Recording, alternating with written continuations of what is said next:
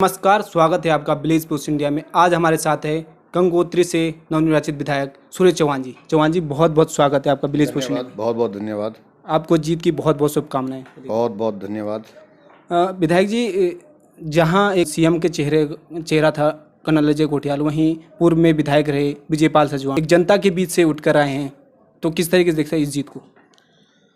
देखो, जो भारतीय जनता पार्टी का मिशन है और हमारे जो देश के बहुत ही यशस्वी प्रधानमंत्री माननीय नरेंद्र मोदी जी, जो उनका विजन है कि सबका साथ, सबका विकास और सबका विश्वास, तो उस विश्वास जीतने के लिए जो मूल मंत्र भारतीय जनता पार्टी का है, उस पर तमाम देवतुल्य कार्यकर्ता बंधुओं ने और गंगोत्री के आम जनमानस ने जो मुझे आशीर्वाद दिया है, मैं इसलिए चुनौती नहीं मानता हूँ, क्योंकि मैं बचपन से मेरा एक राजनीतिक जीवन और जो हमारे पहाड़ के तमाम जितने भी गांव हैं, दूर दराज की पगडंडियाँ हैं, उनके थौले हैं, मेले हैं, तमाम जो हमारी संस्कृति है, उसमें हर जगह उनके संघर्षों का जो भी उनके काम रहे, उनके लिए संघर्ष करना, ये मेरी एक पहले से एक धारणा रही है। और मैं 2003 से और 8 तक ब्लॉक प्रमुख रहा, उसके बाद जिला पंचायत सदस्य रहा। कई चुनौतियां मेरे सामने आई और जनता का आशीर्वाद और जनता का प्यार और इसने मुझे हमेशा मिला, और इस समय भी उनका सबका आशीर्वाद मिला। तो जो उनकी मनोभावना है और जो माननीय मोदी जी की सोच है, जो भारतीय जनता पार्टी की सोच है कि जो अंतिम छोर का व्यक्ति है वो कैसे आगे की प्रथम पंक्ति में आए, तो सोच के साथ मैं हमेशा काम करता हूँ।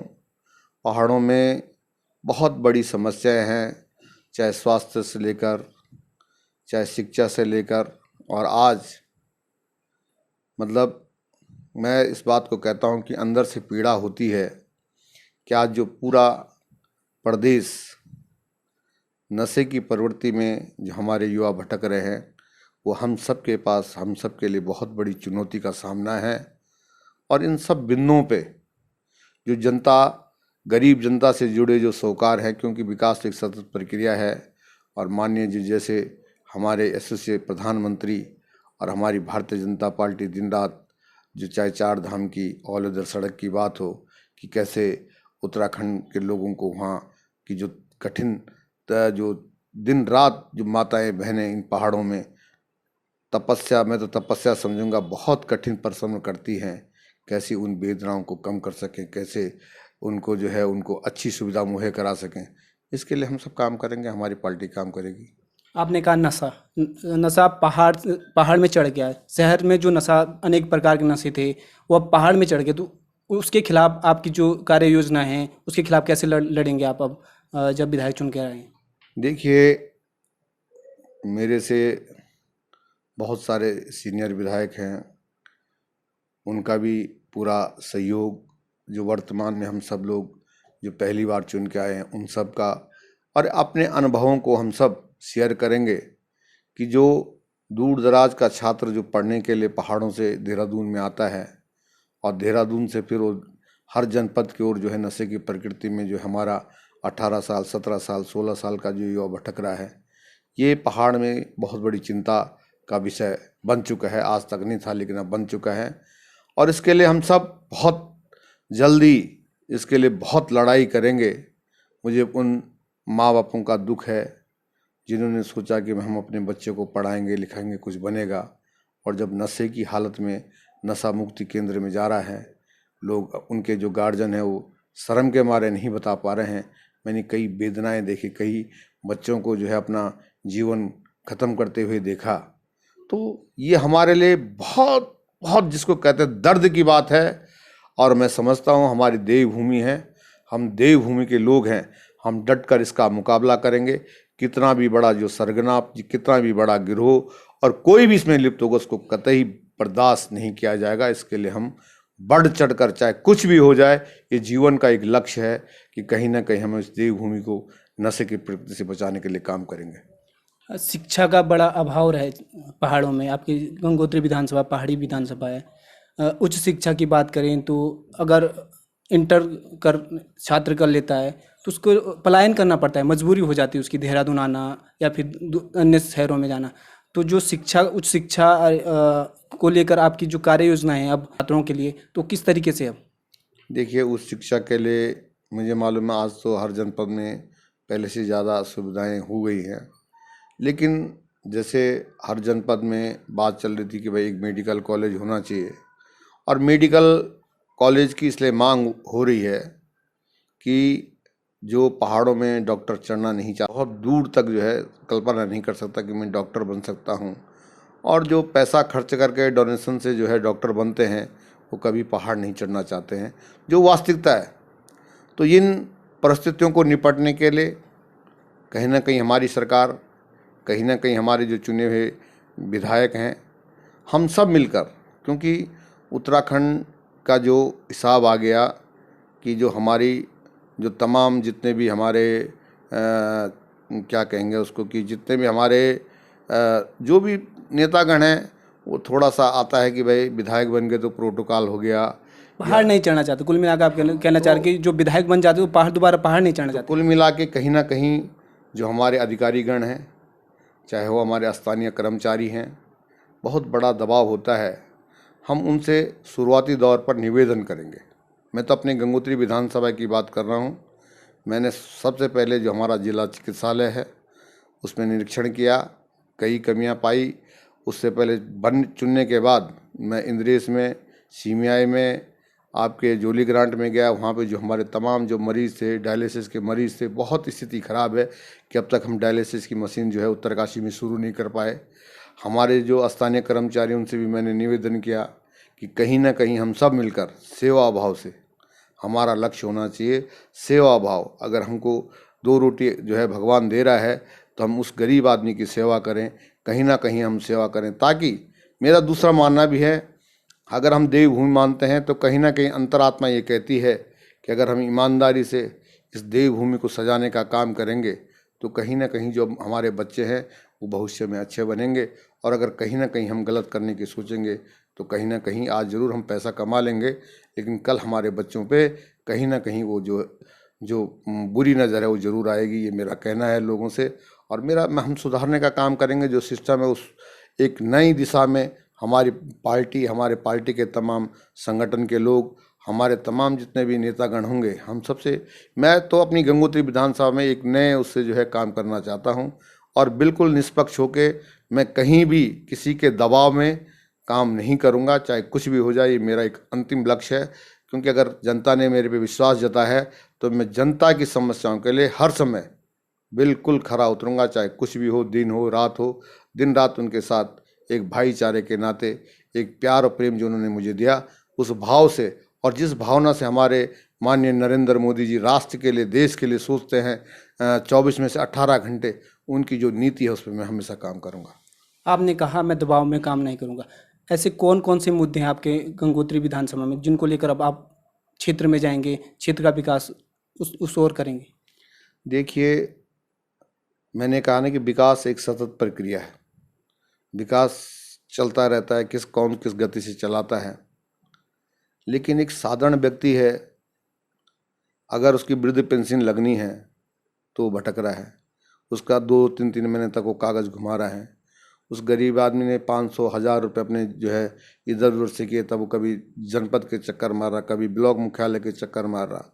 तो मेरे सामने कई चुनौतियां हैं, कई वेदना है, कई सिस्टम को सुधारने। क्योंकि मैं इसलिए कह रहा हूं कि मेरा अनुभव, जो मैं 5 साल ब्लॉक प्रमुख रहा, लोगों के बीच ज़मीन पे काम किया, उससे मुझे बारीकी से एक एक चीज़ का जो है अनुभव है कि वास्तव में गरीब आदमी के साथ कितना बड़ा छलाव होता है। कमियां कहाँ रह गई? जो गरीब आदमी जहाँ तक उसको जो सरकार की योजना है वो नहीं पहुँच पा रही, तो कमियां कहाँ रह गई अभी तक? सरकार की योजनाएं पहुंची, तो सरकार की जब आज जो मतलब 10 साल पहले जो स्थिति नहीं थी, 10 सालों में आज जो है पूरा उत्तराखंड हो चाहे पूरा देश कहाँ से कहाँ बदल गया, ये सबको एक चिंतन करना चाहिए कि वास्तव में आज कहीं ना कहीं माननीय मोदी जी ने किसान सम्मान निधि, कहीं किसी को भटकने नहीं पड़ता, सीधा खाते में जा रहा है।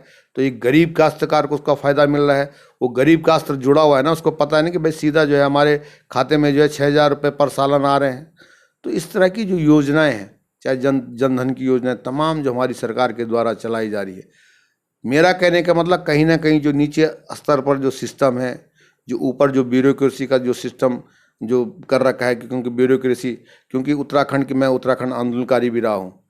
हमने उत्तराखंड आंदोलन के लिए जो है लाठी डंडे खाए, सड़कों पे हमने जो है दिन रात खून पसीना बहाया कि हमारा अलग प्रदेश होगा, क्योंकि तब हम लखनऊ में थे, बहुत दूर सत्ता से पहुंच से बाहर होते थे। उस समय की स्थिति और अब की स्थिति, अब विधायक ज़्यादा बन गए तो काम अच्छे होने चाहिए, मॉनिटरिंग अच्छी होनी चाहिए। दूसरी बात, जो हम सचिवालय की बात करते हैं, हम लखनऊ सचिवालय में एक छोटा सा कर्मचारी हमारे काम को, जो हमारे क्षेत्र के लोग जाते थे, जो हमारे उत्तराखंड के लोग जाते थे, उनके काम हो जाते। आज हम जो उत्तराखंड के लोग हैं वो सचिवालय से बाहर हैं, तो वो जो सिस्टम चल रहा है उस सिस्टम को कहीं ना कहीं सबको, जितने भी हमारे सम्मानित विधायकगण आए हैं, जितने भी हमारे वरिष्ठ विधायकगण हैं, जितने भी, उस सिस्टम को सुधारने की ज़रूरत है। ऐसा क्या हुआ कि जो लखनऊ में सचिवालय में काम जल्दी हो जाता था, और स्पेशल जो उत्तराखंड की मांग हुई थी कि यहाँ अगर उत्तराखंड अलग राज्य बनेगा, राजधानी नज़दीक होगी, काम होंगे, लेकिन जो काम नहीं हो पा रहा है, जो लखनऊ में होता था वो यहाँ नहीं हो पा रहा है। वो कमियाँ हमारे नेताओं में या ब्यूरोक्रेसी में, वो कहाँ रह गई कमी? देखिए, मैं ये नहीं कहता कि हमारे नेताओं में कमी है या ब्यूरोक्रेसी में कमी है, क्योंकि ताली दोनों हाथ से बजती है। तो कहीं ना कहीं जो पूर्ववर्ती सरकारें रही हैं, वो कहीं ना कहीं चूक हुई है, गलतियां हुई है, और वो एक सिस्टम बन गया है। तो सिस्टम को सुधारने के लिए अच्छे व्यक्ति अगर आए तो अच्छा सिस्टम बन सकता है, अच्छा सुधार हो सकता है। क्योंकि जो सचिव बैठ गया वो ये सोचता कि मैं तो इस कुर्सी में हूँ, वो नेता को अगर ये समझने लग जाए कि नेता तो 5 साल के लिए आया और चले जाएगा, लेकिन उनको नहीं पता कि नेता भी तब के आता है, जनता के संघर्ष के बाद नेता बनता है, उनकी खरी खोटी सुननी पड़ती है। तो उनकी बात को रखने का दम भी नेता के अंदर चाहिए, उस अधिकारी से काम कराने का दम भी रहे। जो अधिकारी, क्योंकि वह सरकारी, उसको तो पैसा मिल रहा है, उसको सरकार तनख्वाह दे रही है, सारी सुविधा दे रही है। उसके बाद अगर सरकार का जो नुमाइंदा है वो सोचता है कि हम जो है यहाँ की जनता को, यहाँ के जनप्रतिनिधियों को इसी तरह से जो है जलेबी की तरह घुमाएंगे, इनको स्वार्थ में लाएंगे, तो वो बिल्कुल गलत है। कहीं ना कहीं ब्यूरोक्रेसी को भी अपने में सुधार लाना पड़ेगा, कहीं ना कहीं जो हमारे जनप्रतिनिधि उनको भी अपने अंदर सुधार लाना पड़ेगा। चौहान जी, एक मुद्दा बहुत बड़ा गरमाया था उत्तराखंड में भू कानून को लेकर, कि भू कानून आना चाहिए। तो उसको लेकर आप विधायक बने, तो उसको लेकर विधानसभा पटल में आप मुद्दा रखेंगे? बिल्कुल रखेंगे।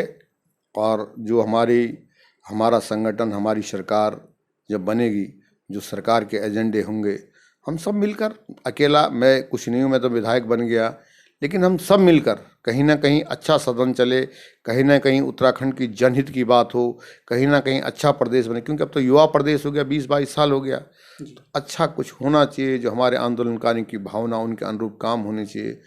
जो हमारे प्रदेश की दिशा और दशा किस ओर जा रही है, उसको भी, जिस तरह से मोदी जी ने ऑल इधर सड़क की बात सोची कि 4 धाम हमारी अच्छी सड़कें होंगी।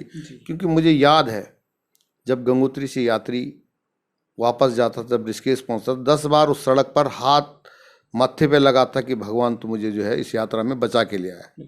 तो इतना डर रहता था। आज वो चमचमाती सड़कें, जो 70% जिनका काम शुरू हो गया, तो उस तरह से हैं। अब दूसरे हमारे पास तो बहुत बड़ी चुनौती पर्यावरण की भी है। हम लोगों ने पर्यावरण को संजोया है, हम पर्यावरण के रक्षक हैं। लेकिन अगर उन स्थानीय लोगों को जिन्होंने इस पर्यावरण को बचाया है, उन पे इस तरह से दिल्ली में बैठे, मैं हमेशा इस बात को कहता हूँ, दिल्ली में बैठे मतलब पर्यावरणविद, जो पर्यावरणविद के नाम पे अपनी राजनीति और अपना जो है पैसा हसूलने का काम करते हैं। वो क्या करते हैं? पहाड़ों का विकास ठप करने का काम करते हैं। आपको याद होगा कि कांग्रेस के ज़माने, समझो 10 वर्ष पहले, लवारी नाग पाला परियोजना, जिसका 70% काम शुरू हो गया, पूरी टनलें खोद दी। उस समय उस पर्यावरणविद ने स्वीकृति दी कि हाँ जी, स्वीकृत, मतलब योजना स्वीकृत होनी चाहिए। उस समय कोई क्षति नहीं हो रही थी। लेकिन जब 70% काम उसमें हो गया, टनलें पूरे पहाड़ के अंदर पूरी कच्ची खोद दी और तब उसको बंद कर दिया, तो ये कितना अरबों रुपए उसमें खर्च हुआ। और आज फिर जो है पहाड़ में एक बड़े उसको जो है डिजास्टर, मतलब बड़े उसको जो है एक पहाड़ के, जिसको कहते हैं कि क्या बोलते हैं उसको, चुनौती, मतलब जो है खड़ी कर दी स्थानीय लोगों के सामने। कभी अगर वो टनल बैठ गई, कभी कुछ हो गया, नदी मतलब नदी के किनारे, तो ये बहुत बड़ी चुनौतियां हैं। जी। मैं इस बात को नहीं कहूँगा, लेकिन मेरा अपना मानना है, हमने जिस प्रदेश की लड़ाई की थी, जल जंगल जमीन, वास्तव में हमारे पहाड़ों की जो कष्ट हैं, तो उनको कहीं ना कहीं कुछ ना कुछ मिलना चाहिए। उनको रोजगार से कैसे जोड़ा जाए, स्वरोजगार से कैसे जोड़ा जाए, जिसमें हमारी सरकार दिन रात काम कर रही है, लेकिन उसके एवज में हमारे लोगों को क्या मिल रहा है? हम पर्यावरण की रक्षा कर रहे हैं, हम पर्यावरण का सब कुछ, हम अगर विकास भी जो है उस पर्यावरण के, जिससे हमारा ठप हो जाएगा। क्योंकि आज जब हमारा जो पौराणिक जो कल्चर था, हम पशुपालन पे, भेड़ पालन पे, हमारे जो पूर्वज थे वो इन पहाड़ों के अंदर पूरा पशुपालन का धंधा करते थे, पूरा बकरी हमारी जंगलों में। आज तो धीरे धीरे वो बकरी पालक भी बेरोजगार हो गया, उसको जंगल में जाना मना हो गया। वो भैंस पालन वाले ने अपनी छानी, जो नानी कांटी, जो उनकी चाल खाल बनती थी, वो सब समाप्त हो गई। जंगली जानवर गांव की ओर जो है पलायन कर रहे हैं। तो बहुत बड़ी चुनौतियां हैं। वन विभाग हमेशा वृक्षारोपण कर रहा है।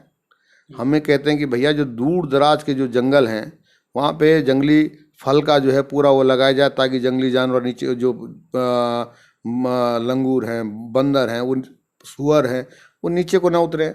लेकिन उनको चारा नहीं मिल रहा, वो गांव की ओर पलायन कर रहे हैं। जो खेती गांव में थी वो तस्त नष्ट हो गई है।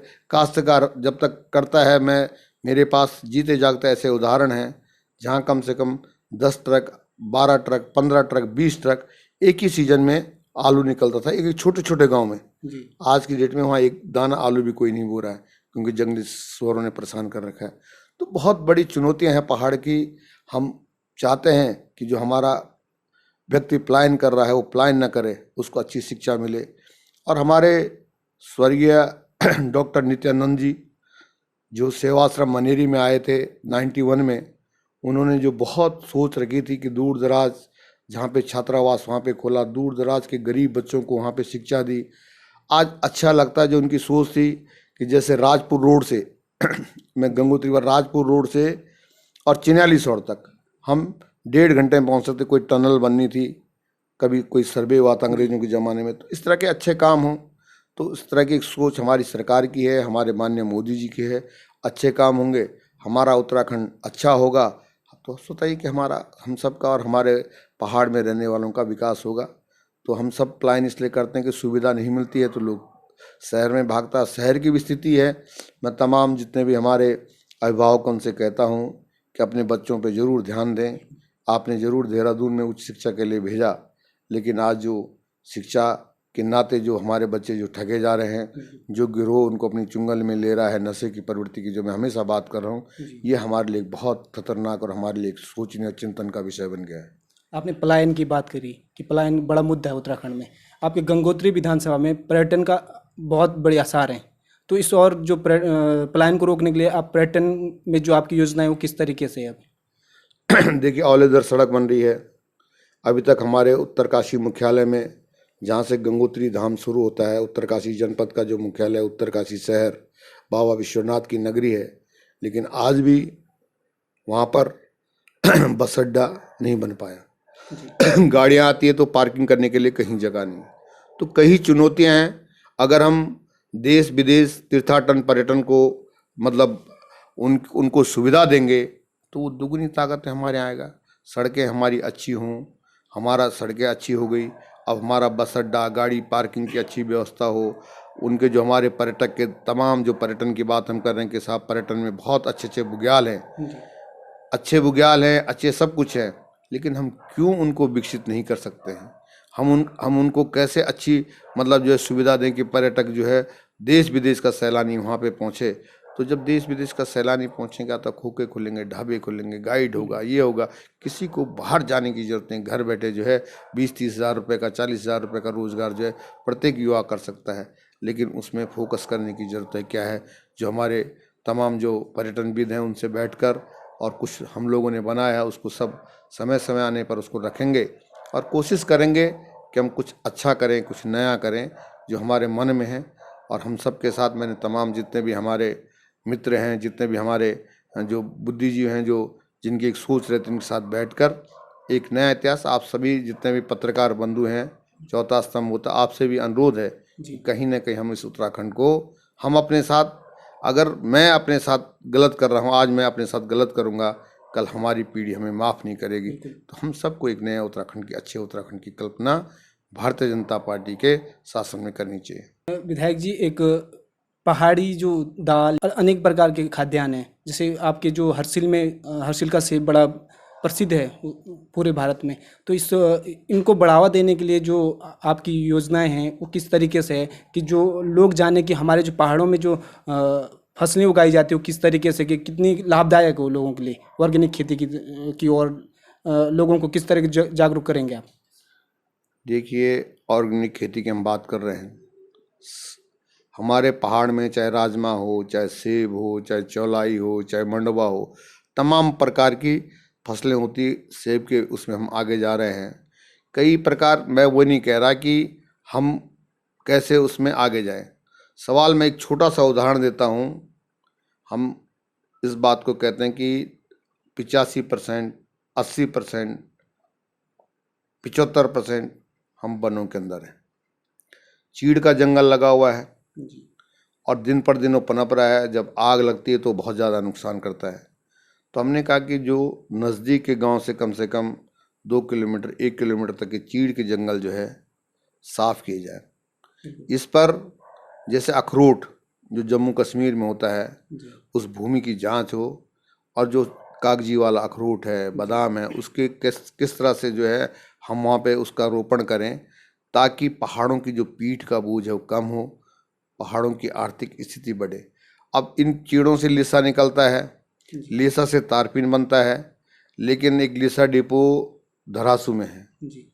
और मैं एक दिन वहाँ, काफ़ी पहले की बात है, 3-4 साल 5 साल पहले की बात, वहाँ गया तो कोई पवार जी थे, तो अपना रोना रो रहे थे जी। कि जब लीसा यहाँ से उत्तरकाशी से निकलेगा तो हरिद्वार डिपो आएगा, तब फिर हरिद्वार डिपो से खरीद कर मैं अपना जो है कहाँ ले जाऊँगा, धरासू, उत्तरकाशी। तो मतलब इतना उसको वो ब्याज पड़ेगा। उसकी वहाँ पे तारपीन की फैक्ट्री है। इस लीसे का हम क्या उपयोग कर सकते हैं उत्तराखंड में? बहुत बड़ा लीसा निकलता है। तो उसी से, इससे भी हम करोड़ों रुपए की आमदनी निकल सकती है उत्तराखंड की, क्योंकि आय के संसाधन भी उत्तराखंड में मतलब जो है जोड़ने पड़ेंगे।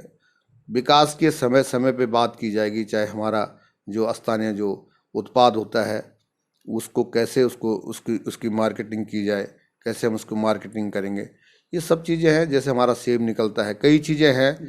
अभी बताते हैं कि बुरान से, मुझे नहीं पता लेकिन बोलना नहीं चाहिए कि बुरान जो है हार्ट के लिए बहुत बड़ी अच्छी वो दवाई है।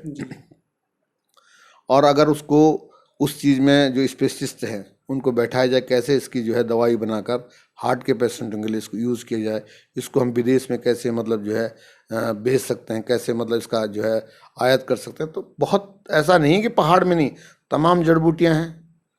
अब हम उनको कहेंगे साहब ये नहीं निकलनी चाहिए, ये नहीं, क्योंकि वो जैसे बर्फ़ पड़ी उस समय निकलती है, फिर नहीं निकलती। तो कई चीज़ें हैं जिन पे रिसर्च करके पहाड़ को बहुत अच्छा उत्पादन केंद्र बनाया जा सकता है। पहाड़ के आदमी जितनी कठिन परिश्रमा करते हैं, और उसके बहुत कठिन परिश्रमा करने के बाद अगर वो 1000 रुपये काम करेंगे तो उसको 10 रुपये मिलता है। तो जितने का वो काम करे उतना उसको आमदनी कम से कम मिले, तो पहाड़ का आदमी कभी पलायन नहीं करेगा। आपसे एक आखिरी सवाल कि आप गंगोत्री से चुनकर आएंगे, गंगोत्री की जो जनता है उनको क्या कहना चाहेंगे आप? गंगोत्री की जनता का मैं बहुत तहे दिल से बहुत उनका आभार व्यक्त करता हूँ। उन सब का आशीर्वाद मुझे मिला, और मैं भी गंगोत्री विधानसभा की जनता को ये विश्वास दिलाना चाह रहा हूँ कि ये बेटा और भाई हर समय आपके साथ, हर दुख, हर उसमें चट्टान की तरह खड़ा रहेगा। जो समस्या आपकी होगी उस समस्या के लिए हमेशा संघर्ष करूँगा। यही मैं गंगोत्री विधानसभा की जनता से कहना चाहूँगा। बहुत बहुत धन्यवाद विधायक जी आपका। धन्यवाद। ये थे हमारे साथ गंगोत्री से विधायक सुरेश चौहान जी, जिनका कहना है कि मैं गंगोत्री की जनता के साथ हमेशा डट कर रहूँगा।